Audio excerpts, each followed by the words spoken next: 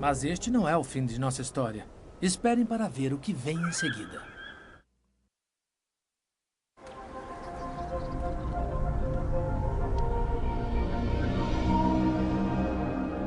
O Planalto de Gizeh é o local onde a arte de construir pirâmides foi aperfeiçoada. Estas são as maiores pirâmides da Terra e foram construídas por uma única família. Quero lhes apresentar a pessoa central desta incrível família. Eu a chamo de Rainha dos Construtores de Pirâmides. Ela era uma rainha, certo, mas nunca construiu uma pirâmide. Ela nunca deve ter levantado nada mais pesado do que uma taça de vinho. Aqui está ela, cheirando uma flor de lótus. Seu nome era Mary Zank, que significa aquela que ama a vida. E aqui está o seu túmulo. Vejam só o que a família dela fez. Snéfero, o seu avô, construiu a pirâmide de Maidum, a pirâmide encurvada e a pirâmide vermelha. O sogro dela, Quéops, construiu a grande pirâmide. Mas isso não é tudo.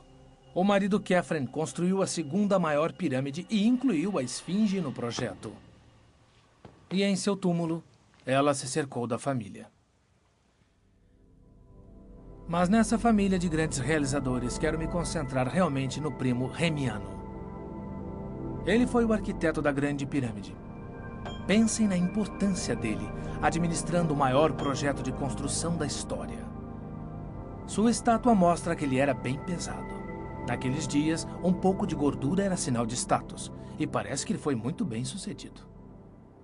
Então, há 4.500 anos, um jovem e gorducho Remiano ia morro acima para supervisionar o Planalto de Gizeh.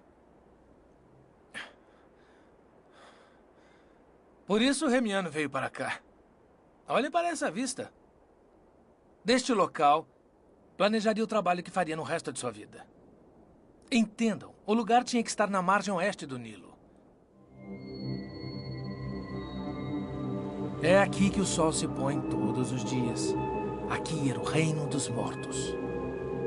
Mas era necessário que a construção ficasse perto do rio, pois este, uma vez por ano, inundava praticamente toda a área onde está a esfinge hoje. Assim, os grandes blocos de pedra podiam ser levados de balsa até o local da pirâmide. Remiano tinha achado o local perfeito para a construção. Agora ele tinha que construir a pirâmide.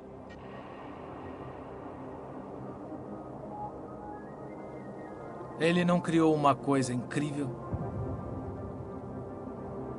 A Grande Pirâmide é imensa. A base tem mais de 50.000 metros quadrados. Há mais de 1 milhão de blocos de pedra nessa belezinha. Mas para mim, o que é mais espantoso na Grande Pirâmide não é o tamanho, mas sim a precisão. Os blocos se encaixam com tal perfeição que ainda hoje não se consegue passar uma folha de papel entre eles. Como se constrói uma coisa assim? Bom, o primeiro passo é não construir a pirâmide na areia. Ela se move. Lembram-se do que aconteceu com a pirâmide encurvada? Remiano não ia cometer o mesmo erro.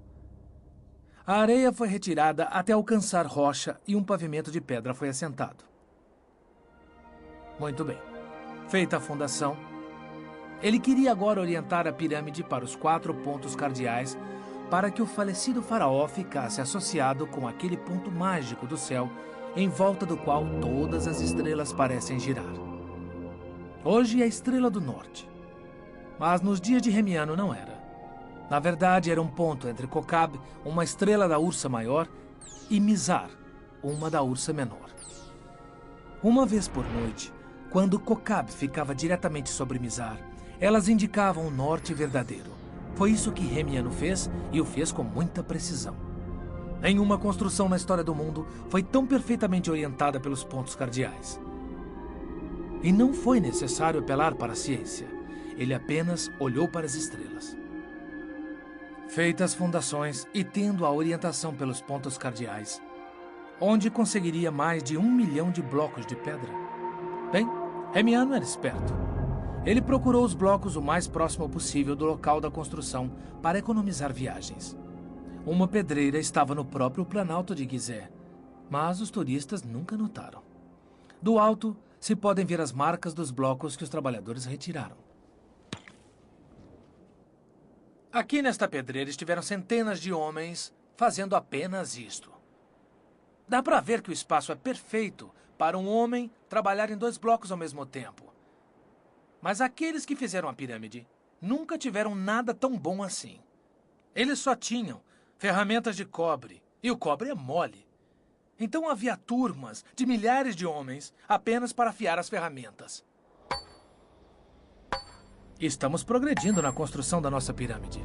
A fundação é sólida, ela está orientada para os pontos cardeais e estamos retirando nossos blocos.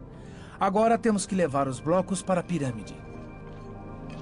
Os construtores de pirâmides não usavam rodas. As rodas não ajudariam muito na remoção dos blocos pesados. Elas afundariam na areia. Então, os blocos foram levados para a construção em trenós ou sobre toras. Como podemos saber se os blocos estão nivelados? Este é o nível de carpinteiro. Para ver se a pirâmide está nivelada, coloque-o sobre um bloco e se a bolha ficar entre as 2 linhas, é porque está. Após 4.500 anos, este bloco está perfeitamente nivelado. E também este aqui, e este aqui, e este outro. É assim com todos. Mas Remiano não tinha um nível de carpinteiro. O que ele tinha era isto: um esquadro. Quando o cordão se alinha com esta linha, está nivelado. E vejam só, está perfeito. Mas o esquadro era um tipo de canivete suíço do Antigo Egito. Dava para fazer todo tipo de coisas com ele. Para saber se os blocos estavam mesmo em ângulo reto, colocava-se o esquadro em um dos lados. E tudo bem de novo. Se você procurar direito, ainda encontrará as linhas de nível de Remiano lá dentro da pirâmide. Pensem no quanto Remiano tinha que ser preciso.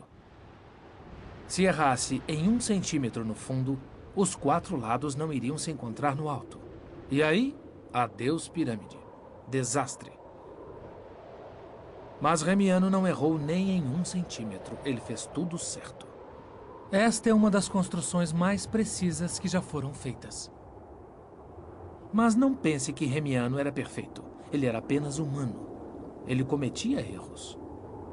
Vamos para dentro da pirâmide e eu mostro o que saiu errado.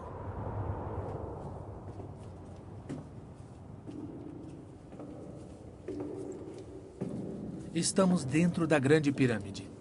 A planta original de Remiano exigia esta passagem, descendo por dentro do leito de rocha até a câmara funerária. Às vezes ser alto não é tão bom. Mas lembrem-se, esta passagem não foi feita para pessoas. Tinha um único propósito.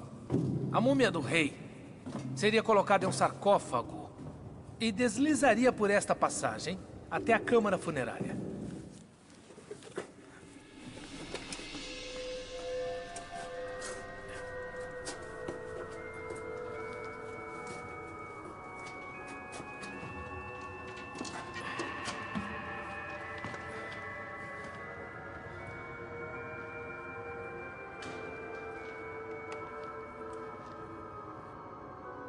Esse era o plano A. Era aqui que o faraó seria sepultado originalmente.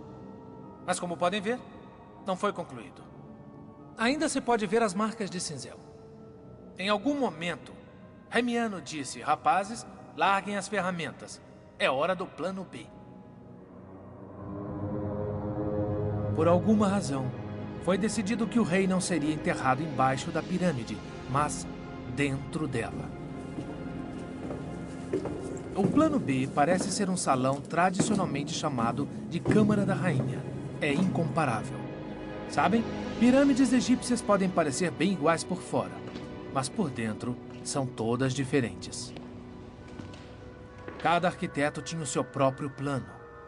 Portanto, não se tem certeza do que a Câmara da Rainha deveria ser. Nunca foi destinada ao enterro de uma rainha, mas há um verdadeiro mistério aqui. Remiano projetou o que foi chamado de túneis de ventilação. Pequenos túneis virados para cima em direção ao exterior da pirâmide. Ninguém sabe para que serviam. Não devem ter sido adequados para a circulação de ar. Há alguns anos, uma pequena câmera robô foi colocada num